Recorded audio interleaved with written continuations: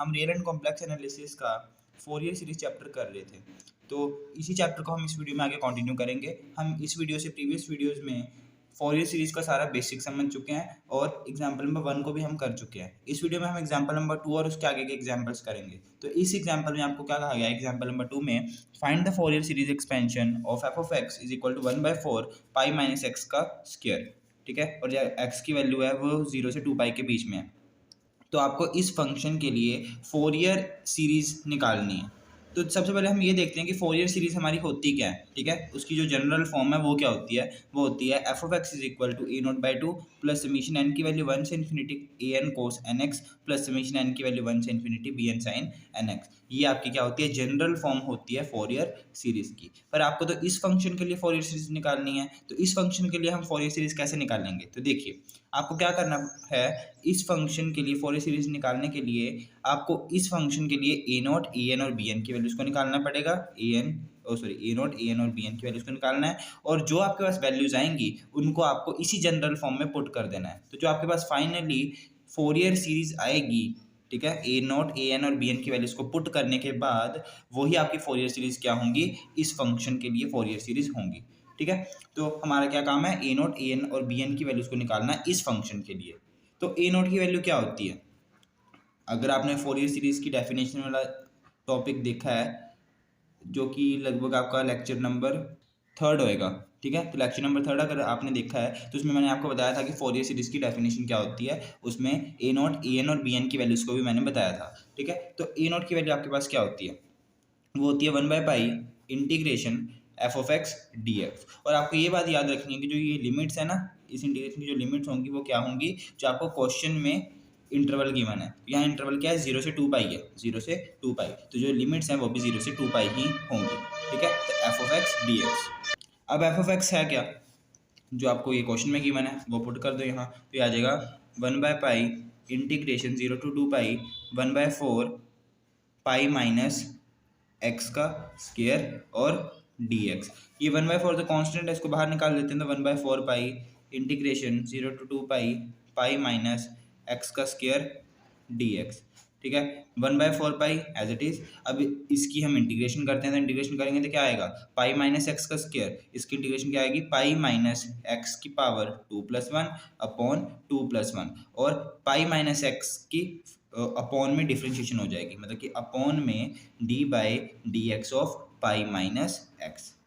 ये कैसे हुआ, देखिए आपको एक फॉर्मूला पता है ना, एक्स की पावर जो एन डी एक्स की जो इंटीग्रेशन होती है वो एक्स n+1 अपॉन n+1 होती है। ठीक है, यहाँ हमने पाई माइनस एक्स को इस एक्स की तरह ही ट्रीट करा है क्योंकि यहाँ भी अगर मैं इसको पूरे को एक्स मानूँ तो एक्स की पावर कुछ है ना, मतलब कि यहाँ n है यहाँ 2 है। ठीक है, तो इसकी अगर हम इंटीग्रेशन करेंगे तो 2+1 अपॉन 2+1 ही तो आ जाएगा, ये डी एक्स नहीं आएगा क्योंकि इंटीग्रेशन तो हमने कर ली है ना, तो यही आ जाएगा अगर ये फॉर्मूला से हम कंपेयर करें तो। ठीक है, पर यहाँ हमारे पास x नहीं है, यहाँ पाई माइनस एक्स है। ठीक है, x की जगह किसने लिया, पाई माइनस एक्स। तो जब ऐसा हो कि x की जगह पाई माइनस एक्स जगह किसी और ने ली हो, तब हम अपॉन में उसका डिफ्रेंशिएशन कर देते हैं। तो यहाँ x की जगह पाई माइनस एक्स ने ली थी, इसलिए अपॉन में उसका डिफ्रेंशिएशन भी कर दिया। ठीक है, तो ये आ गया, और जो लिमिट्स हैं वो 0 to 2 पाई है। आगे देखते हैं, तो ये आ जाएगा 1/4 पाई पाई माइनस एक्स की पावर यहाँ क्या हो गया, 3 हो गया, अपॉन में 3 हो गया। ठीक है, और अपॉन में पाई माइनस एक्स का डिफ्रेंशिएशन, तो पाई माइनस एक्स का, तो पाई का डिफ्रेंशिएशन क्या हो जाएगा, कांस्टेंट है तो वो 0 माइनस एक्स का differentiation with respect to X 1 ही आ जाएगा। ठीक है, तो 0 - 1 क्या आ गया, -1 ही आ गया, तो माइनस ऊपर भेज दिया तो यहाँ माइनस लग गया। ठीक है, और लिमिट्स है 0 to 2 पाई। अब यहाँ अपर लिमिट एक बार पुट कर दो, एक बार लोअर लिमिट पुट कर दो। ठीक है, उससे पहले मैं क्या करता हूँ, यहाँ ये 3 कांस्टेंट है ना, और माइनस भी कांस्टेंट है, इसको बाहर निकाल देते हैं। तो माइनस बाहर आ गया, 1 बाय यहाँ 4 है, यहाँ 3 है, 4 3 से 12 होता है, तो 12 पाई आ गया। अंदर क्या बचा, पाई माइनस एक्स की पावर 3 और लिमिट 0 to 2 पाई। अब हम लिमिट्स पुट कर देते हैं, तो ये आ गया 1/12 पाई पाई माइनस अपर लिमिट मतलब कि 2 पाई, और इसकी पावर क्या है, 3 है, minus pi minus lower limit मतलब 0, मतलब पाई माइनस 0, मतलब कि हमने पहले अपर लिमिट पुट करी यहाँ जहाँ जहाँ एक्स है, ये आ गया। फिर हमने लोअर लिमिट पुट करेंगे तो पाई माइनस 0 की पावर 3 आ जाएगा। नेक्स्ट स्टेप में -1/12 पाई माइनस 2 पाई क्या होता है, माइनस पाई की पावर 3 आ जाएगा, ठीक है, माइनस यहाँ पाई की पावर 3 आ गया।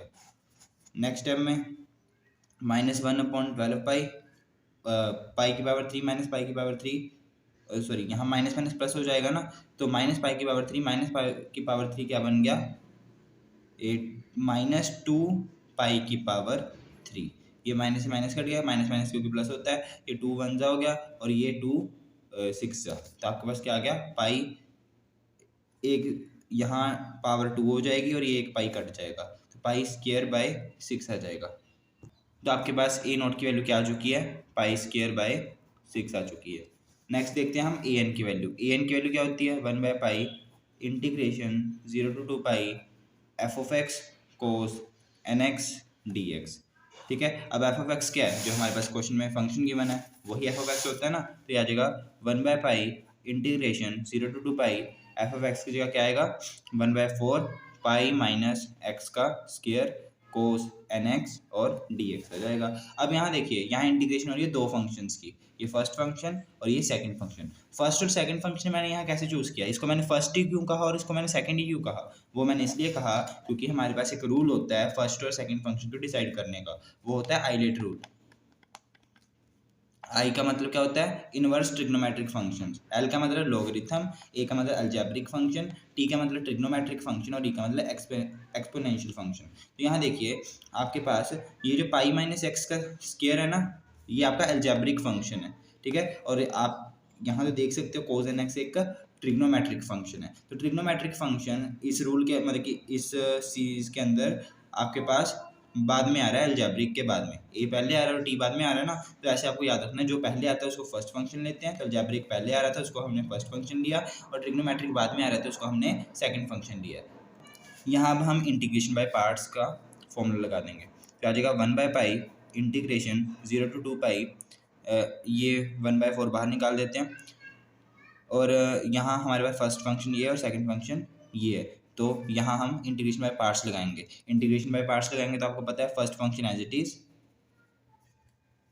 ठीक है, और सेकंड फंक्शन की integration dx minus integration of differentiation of first function, मतलब कि dy/dx of first function pi minus X का स्क्वायर, ठीक है, इसके डिफरेंशिएशन, और इनटू में इंटीग्रेशन ऑफ सेकंड मतलब कोस एन एक्स डी एक्स, और जो ये बड़ी वाली इंटीग्रेशन है ना, इसका dx लगेगा इसके बाद में, ठीक है। इसको मैं नेक्स्ट पेज पे लिख देता हूँ साफ साफ। तो आपके पास ये आ चुका है। देखिए नेक्स्ट स्टेप में पाई माइनस एक्स के as it is, cos N X का डिफरेंशिएशन करो तो साइन एन एक्स आ जाएगा dx, और अपॉन में क्या आएगा, एन भी आएगा, क्योंकि यहाँ अब x की जगह किसने ली है, एन एक्स ने। आपको पता है ना कोस एक्स की जो इंटीग्रेशन होती है वो क्या होती है, साइन एक्स होती है, ठीक है। बट यहाँ x की जगह क्या है, एन एक्स है, ठीक है। तो यहाँ क्या होगा, कोस एन एक्स का जो डिफरेंशिएशन होगा वो साइन एन एक्स हो जाएगा, ठीक है। बट यहाँ एक्स की जगह क्या एन एक्स है, इसलिए अपॉन में इस एन एक्स का डिफरेंशिएशन हो जाएगा, ठीक है। dx तो हट जाएगा ना क्योंकि इंटीग्रेशन हो गई है, माइनस में पाई माइनस एक्स स्क्वायर की यहाँ डिफरेंशिएशन, तो वो कर देते हैं। तो कैसे करेंगे, 2 आगे आ जाएगा पाई माइनस एक्स, ठीक है, और पाई माइनस एक्स की फिर से डिफरेंशिएशन वो मल्टीप्लाई में होगी क्योंकि यहाँ इंटीग्रेशन नहीं हो रही, यहाँ डिफरेंशिएशन हो रही है।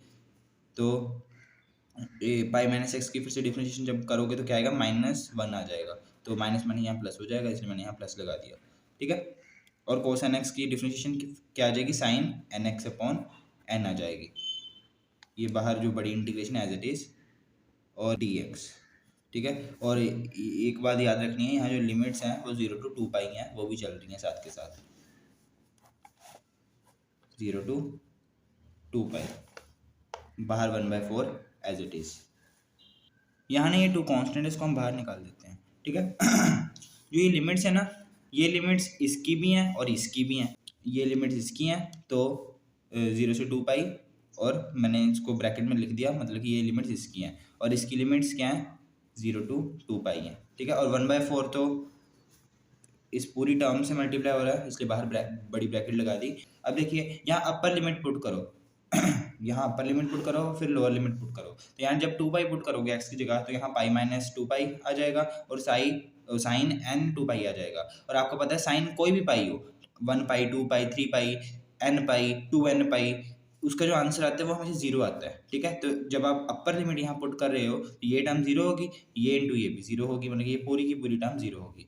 अब जब आप लोअर लिमिट पुट करोगे माइनस करके तब भी ये जीरो हो जाएगी क्योंकि साइन जीरो जीरो ही होता है ना। तो इसका मतलब ये जो पूरी टर्म है ये तो गायब ही होगी, खत्म ही होगी। तो आपके पास कौन सी बची? ये वाली टर्म। ठीक है, तो 1/4 पाई एज इट इज, और ये वाली टर्म हमारे पास बची 2 pi minus X sine nx by n और dx। यहाँ आप देखो आपके पास फिर से दो फंक्शन आ रहे हैं, एक तो ये फर्स्ट फंक्शन और ये अब सेकंड फंक्शन। यहाँ भी आपको इंटीग्रेशन बाय पार्ट्स लगाना पड़ेगा। ये आपका होमवर्क है, यहाँ आपको इंटीग्रेशन बाय पार्ट्स खुद लगाना है। ठीक है, तो इंटीग्रेशन बाय पार्ट्स लगाने के बाद जो सीधा आंसर आ रहा है वो मैं लिख रहा हूँ। ये लिखने से पहले ये मैं 2 को बाहर निकाल देता हूँ। ठीक है, तो आपके पास जो आंसर निकल के आ रहा है इस इंटीग्रेशन को सॉल्व करने के बाद ये आ चुका है। ठीक है, ये 2 1 जा, ये 2 2 जा कट गया, 1/पाई आ गया। अब यहाँ अपर लिमिट और लोअर लिमिट पुट करेंगे। अपर लिमिट क्या है? 2 पाई है, तो यहाँ 2 पाई पुट करो तो क्या आ जाएगा? माइनस पाई माइनस 2 पाई क्या हो जाएगा? माइनस पाई, और बाहर माइनस लगा हुआ तो माइनस माइनस प्लस हो गया, तो ये कल्ला पाई बचा यहाँ। ठीक है, और यहाँ कोस n 2 पाई आ गया अपॉन में n स्क्वायर प्लस, अब यहाँ अगर 2 पाई पुट करोगे साइन nx में तो कोई भी पाई हो आपको पता है साइन जीरो हो जाता है, तो ये पूरी टर्म जीरो हो जाएगी। तो 2 पाई जब पुट करोगे जीरो हो जाना, तो फिर इसको लिखो चाहे ना लिखो कोई फर्क नहीं पड़ता, तो इसलिए हमने इसको नहीं लिखा। ठीक है, माइनस में अब हम क्या करेंगे? लोअर लिमिट पुट करेंगे। तो माइनस लोअर लिमिट, तो जब माइनस लोअर लिमिट पुट करोगे तो क्या आएगा? यहाँ एक्स की जगह क्या हो जाएगा? जीरो हो जाएगा। ठीक है, पाई माइनस जीरो क्या हो गया? पाई हो गया, और बाहर माइनस लगा है और यहाँ हमें माइनस लगाना ही होता है क्योंकि upper limit minus lower limit होती है, तो ये माइनस और ये माइनस क्या हो गया? प्लस हो गया। ठीक है, यहाँ पाई बचा, कोस n जीरो हो जाएगा अपॉन में n स्क्वायर, तो ये आ गया। यहाँ पाई, यहाँ भी पाई, बाहर निकालो कॉमन निकालो, तो ये पाई से पाई पाई कट जाएगा। ठीक है, यहाँ 2 भी था साथ, 2 लगा रहेगा, तो 1/2 कोस n 2 पाई क्या होता है? 1 होता है। ठीक है, प्लस कोस जीरो क्या होता है? वो भी 1 होता है। यहाँ भी n स्क्वायर, यहाँ भी n स्क्वायर, तो ये आ गया 1/2 इंटू 2 अपॉन n स्क्वायर। 2 से 2 कट गया तो आपके पास आंसर क्या आ गया? 1/n स्क्वायर आ गया। ठीक है, तो आपके पास जो an की वैल्यू आ गई वो 1/n स्क्वायर आ चुकी है। कोस 2n पाई की जो वैल्यू होती है वो 1 होती है, और कोस जीरो की वैल्यू भी क्या होती है? 1 होती है। ये आपको मैं कई बार बता चुका हूँ। ठीक है, तो an की वैल्यू ये आ गई है। अब रहेगी bn की वैल्यू। bn की वैल्यू कैसे निकालते हैं? bn इज इक्वल टू क्या वैल्यू होती है? फोरियर सीरीज मैंने आपको बताई थी, 1/पाई integration F of X sine nx और dx। ये आपकी क्या होती है? bn की वैल्यू होती है। और लिमिट्स कहाँ से कहाँ तक होंगी? 0 से 2 पाई, क्योंकि आपको क्वेश्चन में यही लिमिट्स गिवन है। ठीक है, एफ ऑफ एक्स आपके पास क्या है? 1/4 पाई माइनस एक्स का square sine nx 0 to 2 pi dx 1/पाई एज इट इज। ठीक है, ये आपका एफ ऑफ एक्स है, ये वाली टर्म। अब यहाँ आप फिर से देख सकते हो कि ये फर्स्ट फंक्शन है, सेकंड फंक्शन है, यहाँ फिर से इंटीग्रेशन बाय पार्ट्स लग जाएगा वगैरह वगैरह। ठीक है, सारा सेम टू सेम करना है जैसे हमने ऊपर वाले करा था। ठीक है, बस यहाँ डिफरेंस क्या है? यहाँ साइन nx है कोस nx की जगह। ठीक है, तो ये आपके लिए है, ये आपको खुद करना है। तो आपके पास जो bn की वैल्यू यहाँ आ जाएगी सॉल्व करने के बाद सारा कुछ, तो वो 0 आएगी। ये आपके पास आपके लिए होमवर्क है। अगर आपको ये नहीं आएगा, ठीक है, तब आप मुझे बता देना, तब मैं आपको ये करके बता दूंगा। तो देखिए आपके पास an की वैल्यू ये आई है, bn की वैल्यू ये आई है। ठीक है, और a0 की वैल्यू आपके पास ये आई है पाई स्क्वायर बाई 6। ये सारी वैल्यूज को हम इस इक्वेशन नंबर 1 में पुट कर देते हैं और देखते हैं हमारे पास क्या आता है। वही जो आएगा वो आपकी फोरियर सीरीज होगी इस फंक्शन के लिए। तो आपकी फोरियर सीरीज क्या होती है? ये होती है। तो आपके पास फंक्शन क्या था? 1/4 पाई माइनस एक्स का whole square is equal to a0 की वैल्यू मैंने निकाली थी, वो क्या थी? पाई स्क्वायर बाय 6 थी। ठीक है, 6 2 क्या होता है? 12 होता है, 12 आ गया। प्लस समीशन n की वैल्यू 1 से इन्फिनिटी, an की वैल्यू भी हमने निकाली थी, क्या निकाली थी? 1/n स्क्वायर, तो ये आ जाएगा cos nx by n square. ठीक है, और bn की वैल्यू 0 ही है, तो ये टर्म ना ही लिखो तो ही ठीक है, क्योंकि bn 0 है तो 0 इंटू साइन nx 0 हो जाएगा। तो यही आपकी क्या होती हैं? फोरियर सीरीज होती हैं। ठीक है।